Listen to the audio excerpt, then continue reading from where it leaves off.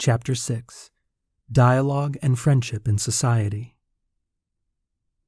Approaching, speaking, listening, looking at, coming to know and understand one another, and to find common ground. All these are summed up in one word: dialogue. If we want to encounter and help one another, we have to dialogue. There is no need for me to stress the benefits of dialogue. I have only to think of what our world would be like without the patient dialogue of many generous persons who keep families and communities together. Unlike disagreement and conflict, persistent and courageous dialogue does not make headlines, but quietly helps the world to live much better than we imagine. Social dialogue for a new culture. Some people attempt to flee from reality, taking refuge in their own little world. Others react to it with destructive violence. Yet between selfish indifference and violent protest, there is always another possible option, that of dialogue. Dialogue between generations, dialogue among our people. For we are that people. Readiness to give and receive, while remaining open to the truth. A country flourishes when constructive dialogue occurs between its many rich cultural components: popular culture, university culture, youth culture, artistic culture, technological culture, economic culture, family culture, and media culture. Dialogue is often confused with something quite different: the fervent exchange of opinions on social networks, frequently based on media information that is not always reliable. These exchanges are merely parallel monologues. They may attract some attention by their sharp and aggressive tone, but monologues engage no one, and their content is frequently self-serving and contradictory. Indeed, the media's noisy potpourri of facts and opinions is often an obstacle to dialogue, since it lets everyone cling stubbornly to his or her own ideas, interests, and choices with the excuse that everyone else is wrong. It becomes clear to discredit and insult opponents from the outset than to open a respectful dialogue aimed at achieving agreement on a deeper level. Worse, this kind of language, usually drawn from media coverage of political campaigns, has become so widespread as to be part of a daily conversation. Discussion is often manipulated by powerful special interests that seek to tilt public opinion unfairly in their favor. This kind of manipulation can be exercised not only by governments, but also in economics, politics, communications, religions, and in other spheres. Attempts can be made to justify or excuse it when it tends to serve one's own economic or ideological interests, but sooner or later it turns against those very interests. Lack of dialogue means that in these individual sectors, people are concerned not for the common good, but for the benefits of power, or at best, for ways to impose their own ideas. Roundtables thus become mere negotiating sessions in which individuals attempt to seize every possible advantage, rather than cooperating in the pursuit of the common good. The heroes of the future will be those who can break with this unhealthy mindset and determine respectfully to promote truthfulness, aside from personal interests. God willing, such heroes are quietly emerging, even now, in the midst of our society. Building together. Authentic social dialogue involves the ability to respect the other's point of view and to admit that it may include legitimate convictions and concerns. Based on their identity and experience, others have a contribution to make, and it is desirable that they should articulate their positions for the sake of a more fruitful public debate. When individuals or groups are consistent in their thinking, defend their values and convictions, and develop their arguments, this surely benefits society. Yet this can only occur to the extent that there is genuine dialogue and openness to others. Indeed, in a true spirit of dialogue, we grow in our ability to grasp the significance of what others say and do, even if we cannot accept it as our own conviction. In this way, it becomes possible to be frank and open about our beliefs, while continuing to discuss, to seek points of contact, and above all, to work and struggle together. Public discussion, if it truly makes room for everyone and does not manipulate or conceal information, is a constant stimulus to a better grasp of the truth, or at least its more effective expression. It keeps different sectors from becoming complacent and self-centered in their outlook and their limited concerns. Let us not forget that differences are creative.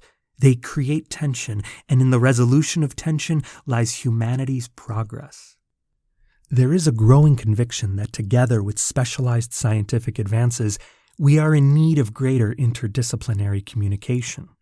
Although reality is one, it can be approached from various angles and with different methodologies.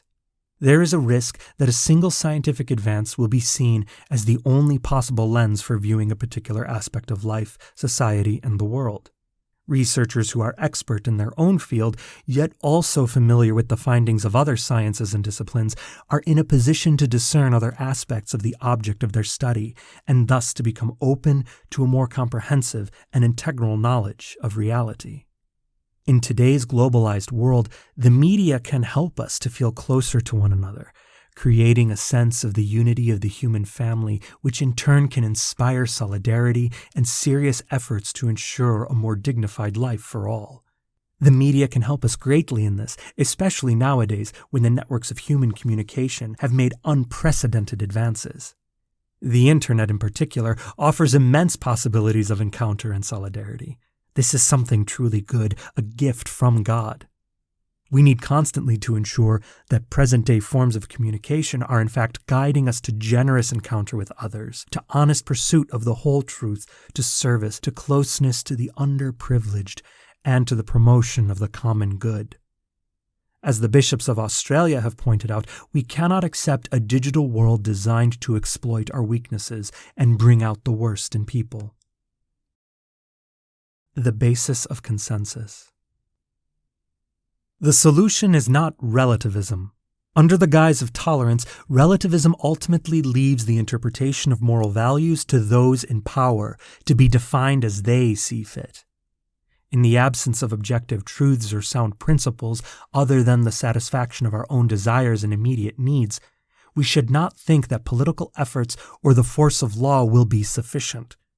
When the culture itself is corrupt and objective truth and universally valid principles are no longer upheld, then laws can only be seen as arbitrary impositions or obstacles to be avoided. Is it possible to be concerned for truth, to seek the truth that responds to life's deepest meaning?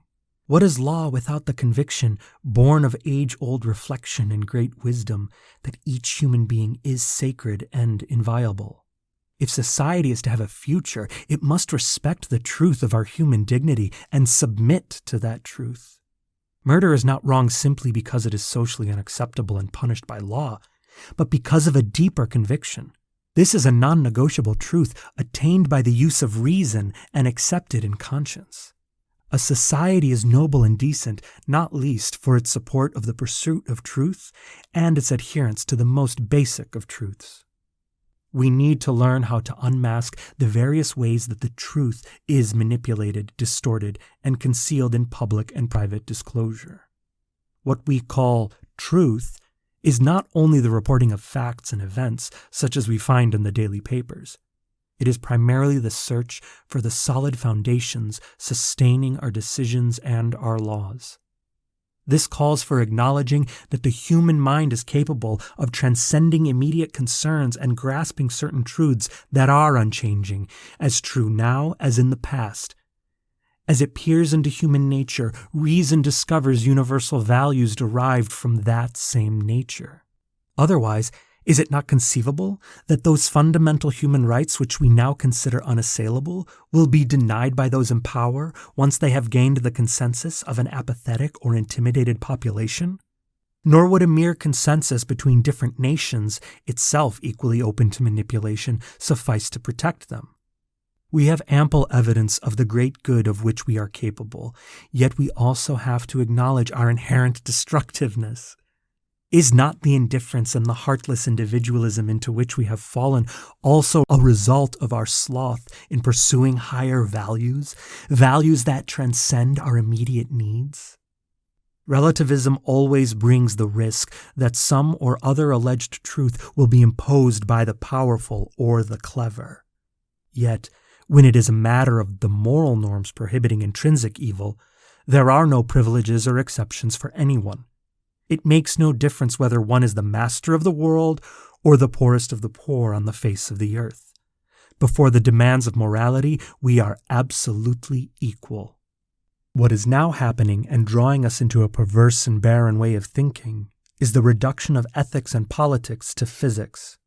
Good and evil no longer exist in themselves. There is only a calculus of benefits and burdens. As a result of the displacement of moral reasoning, the law is no longer seen as reflecting a fundamental notion of justice, but as mirroring notions currently in vogue. Breakdown ensues. Everything is leveled down by a superficial bartered consensus. In the end, the law of the strongest prevails. Consensus and truth.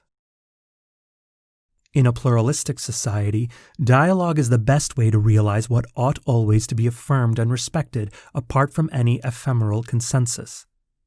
Such dialogue needs to be enriched and illumined by clear thinking, rational arguments, a variety of perspectives, and the contribution of different fields of knowledge and points of view.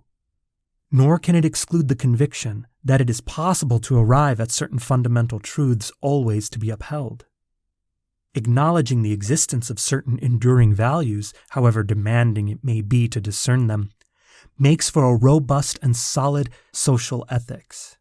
Once those fundamental values are acknowledged and adopted through dialogue and consensus, we realize that they rise above consensus, they transcend our concrete situations and remain non-negotiable. Our understanding of their meaning and scope can increase, and in that respect, consensus is a dynamic reality. But in themselves, they are held to be enduring by virtue of their inherent meaning. If something always serves the good functioning of society, is it not because, lying beyond it, there is an enduring truth accessible to the intellect? Inherent in the nature of human beings and society, there exists certain basic structures to support our development and survival. Certain requirements thus ensue, and these can be discovered through dialogue, even though, strictly speaking, they are not created by consensus. The fact that certain rules are indispensable for the very life of society is a sign that they are good in and of themselves. There is no need, then, to oppose the interests of society, consensus, and the reality of objective truth. These three realities can be harmonized whenever, through dialogue, people are unafraid to get to the heart of an issue. The dignity of others is to be respected in all circumstances, not because that dignity is something we have invented or imagined, but because human beings possess an intrinsic worth superior to that of material objects and contingent situations. This requires that they be treated differently. That every human being possesses an inalienable dignity is a truth that corresponds to human nature apart from all cultural change. For this reason, human beings have the same inviolable dignity in every age of history, and no one can consider himself or herself authorized by particular situations to deny this conviction or to act against it. The intellect can investigate the reality of things through reflection, experience, and dialogue, and come to recognize in that reality, which transcends it, the basis of certain universal moral demands. To agnostics, this foundation could prove sufficient to confer a solid and stable universal validity on basic and non-negotiable ethical principles that could serve to prevent further catastrophes. As believers, we are convinced that human nature, as the source of ethical principles, was created by God, and that ultimately it is He who gives those principles their solid foundation. This does not result in an ethical rigidity, nor does it lead to the imposition of any one moral system, since fundamental and universally valid moral principles can be embodied in different practical rules. Thus, room for dialogue will always exist. A new culture. Life, for all its confrontations, is the art of encounter. I have frequently called for the growth of a culture of encounter capable of transcending our differences and divisions. This means working to create a many-faceted polyhedron whose different sides form a variegated unity, in which the whole is greater than the part. The image of a polyhedron can represent a society where differences coexist, complementing, enriching, and reciprocally illuminating one another, even amid disagreements and reservations. Each of us can learn something from others. No one is useless and no one is expendable. This also means finding ways to include those on the peripheries of life. For they have another way of looking at things. They see aspects of reality that are invisible to the centers of power where weighty decisions are made. Encounter that becomes culture. The word culture points to something deeply embedded within a people, its most cherished convictions and its way of life. A people's culture is more than an abstract idea. It has to do with their desires, their interests, and ultimately the way they live their lives. To speak of a culture of encounter means that we as a people should be passionate about meeting others, seeking points of contact, building bridges, planning a project that includes everyone. This becomes an aspiration and a style of life. The subject of this culture is the people, not simply one part of society that would pacify the rest with the help of professional and media resources. Social peace demands hard work, craftsmanship. It would be easier to keep freedoms and differences in check with cleverness and a few resources, but such a peace would be superficial and fragile, not the fruit of a culture of encounter that brings enduring stability. Integrating differences is a much more difficult and slow process. Yet it is the guarantee of a genuine and lasting peace. That peace is not achieved by recourse only to those who are pure and untainted, since even people who can be considered questionable on account of their errors have something to offer which must not be overlooked. Nor does it come from ignoring social demands or quelling disturbances, since it is not a consensus on paper or a transient peace for a contented minority. What is important is to create processes of encounter, processes that build a people that can accept differences. Let us arm our children with the weapons of dialogue. Let us teach them to fight the good fight of the culture of encounter. The joy of acknowledging others. All this calls for the ability to recognize other people's right to be themselves and to be different. This recognition, as it becomes a culture, makes possible the creation of a social covenant. Without it, subtle ways can be found to make others insignificant, irrelevant, of no value to society. While rejecting certain visible forms of violence, another more insidious kind of violence can take root. The violence of those who despise people who are different, especially when their demands in any way compromise their own particular interests. When one part of society exploits all that the world has to offer, acting as if the poor did not exist, there will eventually be consequences. Sooner or later, ignoring the existence and rights of others will erupt in some form of violence, often when least expected. Liberty, equality, and fraternity can remain lofty ideals unless they apply to everyone. Encounter cannot take place only between the holders of economic, political, or academic power. Genuine social encounter calls for a dialogue that engages the culture shared by the majority of the population. It often happens that good ideas are not accepted by the poorest sectors of society, because they are not presented in a cultural garb that is not their own and with which they cannot identify. A realistic and inclusive social covenant must also be a cultural covenant, one that respects and acknowledges the different worldviews, cultures, and lifestyles that coexist in society.